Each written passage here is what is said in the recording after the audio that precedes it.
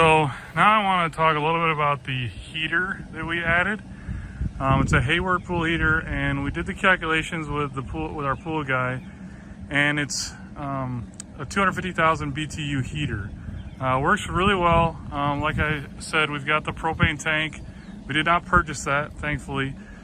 And we're in the process of running a natural gas line, probably later today actually, around here and down to this. And we bought the conversion kit for this to go from propane to natural gas, which I'll actually post in the comments below. The reason it's 250,000 BTU is if this was an in-ground pool, you would not have as much surface area.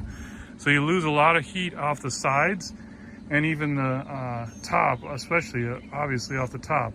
But the 250,000 BTU seems to be able to keep up with it. We keep it about 85.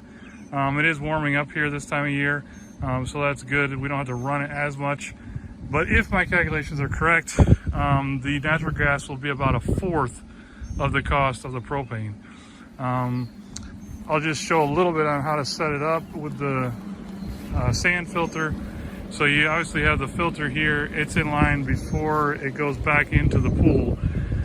So basically, instead of this line that says out on it, instead of that one going straight to your pool, it's going to go in. There's an arrow there. It's going to go in the heater and then come back out and then come and go in the pool. So pretty easy to set up. You can set it up with either 110 or 220. We did the 110. And that's about it, but we're really pleased with the heater. And it keeps it warm as we want it. I can show you the very simple settings here.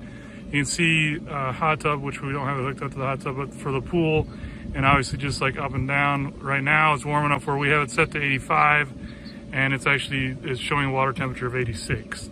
So, and I will put the link to also purchase this in the comments below. So hope this helps, and hope it helps heat your pool.